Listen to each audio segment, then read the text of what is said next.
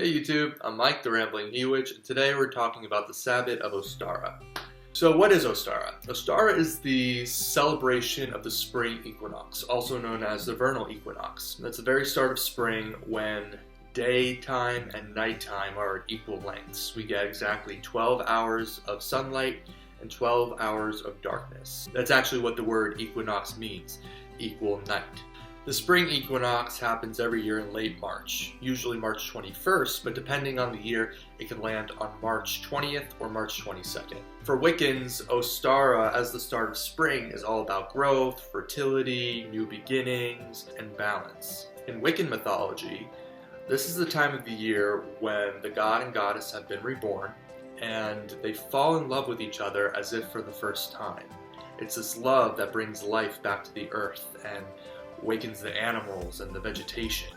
As a Sabbat that really focuses on fertility, Ostara incorporates a lot of fertility symbols like flowers, rabbits, eggs, and snakes. So let's talk about the history of Ostara.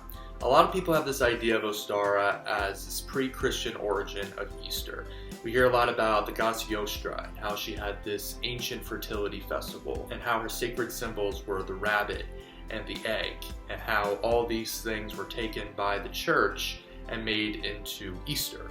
Unfortunately, there isn't a lot of evidence to back this up. The only real historical accounts that we have of Ostara and this festival of hers comes from a medieval monk named Bede.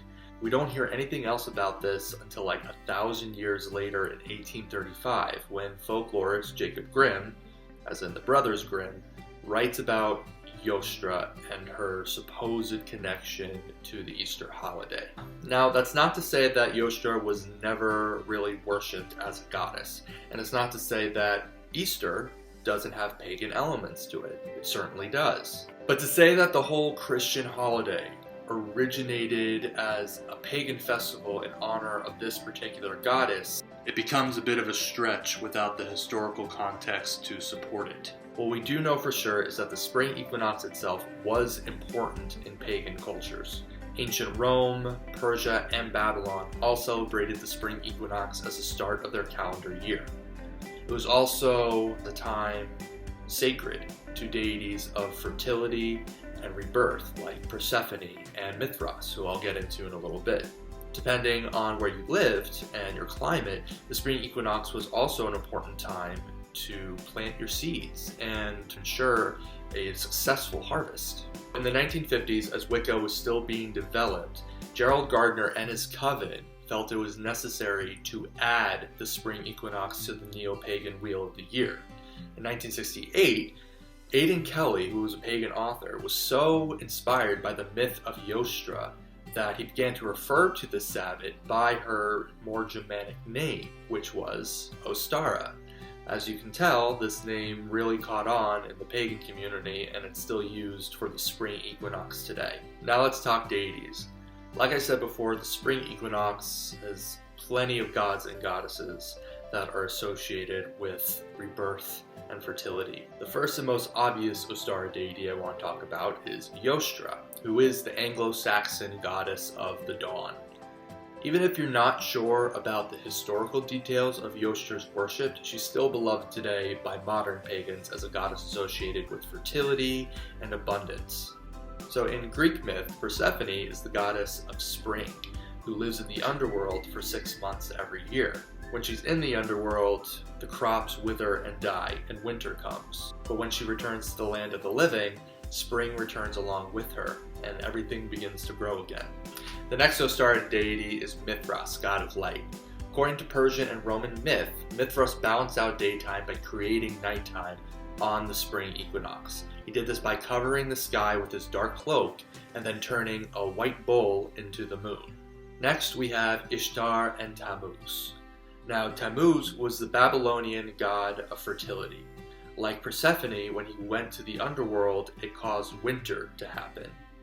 Now Ishtar was the goddess of love and war, and also Tammuz's girlfriend, who stormed the underworld to rescue Tammuz and bring back the spring along with him. So here are a couple of ways to celebrate Ostara and make it your own. First, you can fertilize your garden. Soon it's going to be warm enough for you to start planting seeds and flowers. So what you can do is fertilize your garden ahead of time by spreading natural fertilizers like ground eggshells, coffee grounds, and compost. You can even make it a ritual by spreading the fertilizers with intent and saying prayers or singing songs to the god and goddess. Next, you can set springtime resolutions, as there's a reason the ancient world saw the spring as their new year. Spring is when we're filled with energy and hope and renewal, as opposed to our modern new year, which takes place in winter when we're supposed to be hibernating and conserving our energy. Now is a great time to set new goals and to spring into action, especially with resolutions that didn't necessarily pan out in January. You can also make Ostara eggs by dyeing hard-boiled eggs with kits from the grocery store. When those eggs are dried, you can use marker to decorate them with symbols and magical sigils. When I'm celebrating Ostara with others, I'll put runes on my eggs and I'll hide them. When my guests each find an egg, the rune that's on it becomes their prediction for the spring season. You can place these eggs on your altar as Ostara decoration during your ceremony, and afterwards you can bury them in the earth as an offering. You can also celebrate Ostara by connecting with nature. Take a walk around in the woods or around town and see how spring is affecting your area. Feel free to bring a trash bag and gloves and pick up any litter that you see along the way. If you have a backyard, you can take this opportunity to fill up a bird feeder or a bird bath. You can also watch Ostara-themed movies. Just like other holidays, I have movies I like to watch to get in the mood for Ostara. These are usually movies that have heavy themes about springtime and playfulness and growth. One of my favorite Ostara movies is called Chocolat from 2000. It's about a single mother who opens up a chocolate shop in this little French village in the 1960s, and she winds up helping her customers lower their inhibitions in a really mystical way.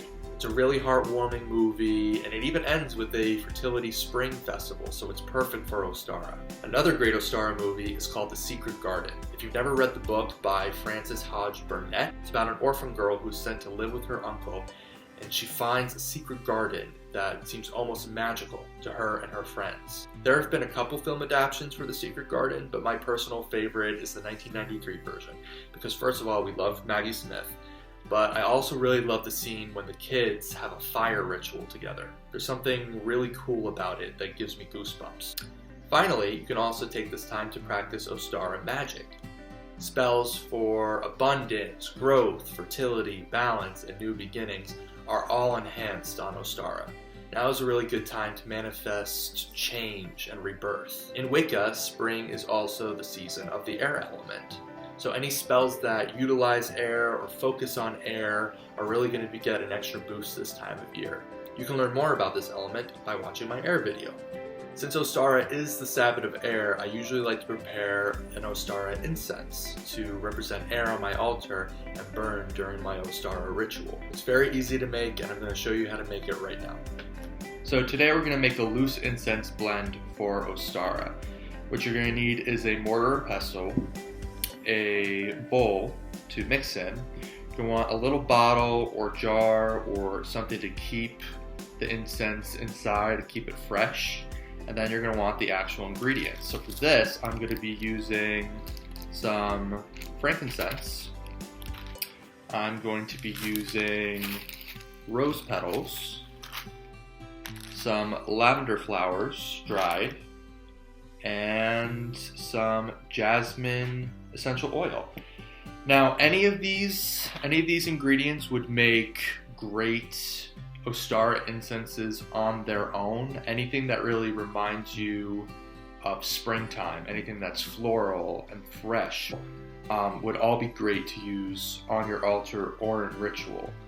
But, adding them all together with intent, it just makes it that much more powerful. Oh, you're also going to want a teaspoon, because it kind of helps you measure out your portions of each herb and each ingredient.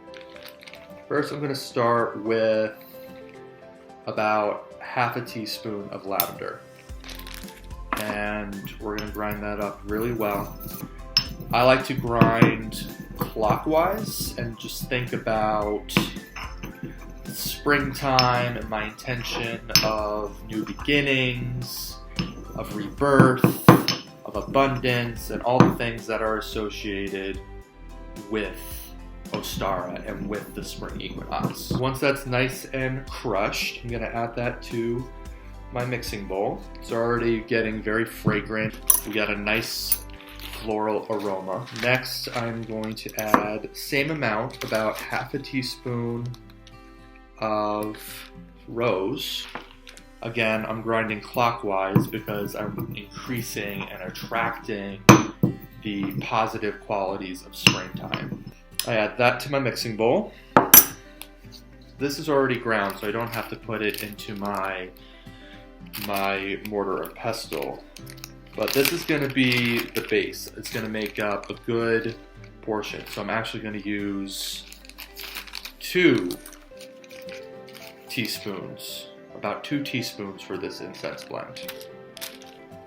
And I'm going to mix it up with my hands. As I'm doing that, just kind of putting in the energy of what I want the spring to bring to me this year. I want to succeed in resolutions. I want to have growth and renewal, all those good, lovely things. And now to top it off, we're going to add this jasmine essential oil. You don't have to use jasmine, and you don't even have to use essential oil. That's just what I like to use, but you can use jasmine, you can use a little bit of orange or lemon, anything citrusy, again, anything floral, and you only want to add like 1 or 2 drops, because when it mixes with the frankincense, it makes it really sticky and clumpy. So you just want to add a little bit, and then you want to mix it in. Just like with the mortar and pestle, as I'm mixing it with my fingers, I'm mixing it clockwise as much as I can. And you're going to get the nice consistency of this powder. It's not too sticky, it's not too clumpy, because we want it to burn nice and even. So next, I don't have a funnel. I don't have a funnel for this little bottle, fortunately. So what I'm going to do is I'm going to use the old paper funnel trick. I'm just going to roll up this piece of paper. Well, first I should probably uncap the bottle. And I'm going to put that there. And now I'm just going to widen the mouth at the top until it makes this little end at the bottom. Then I'm going to take my incense and there we go. You have a beautiful smelling, fragrant, easy to make Ostara incense. What you're going to do is during ritual, you're going to take a piece of burning charcoal. You can put that in your cauldron, and you're going to just sprinkle a little bit of this at a time on top of the burning charcoal. If you put too much of this on top of the charcoal, it's going to be very smoky and not necessarily in a pleasant way. And that's what I have to tell you about Ostara. Thank you folks so much for watching my video. I hope you have a very blessed and happy spring equinox. I hope you get a lot of renewal and a lot of life into you. If you liked my video, please hit like, hit subscribe, comment, and be sure to comment any other topics that you want to hear about. And if you have any questions about what I've talked about in the video about Ostara, feel free to ask questions in the comments below, and I'll try to answer them the best I can. Thank you again, everybody. Happy Ostara, and blessed be.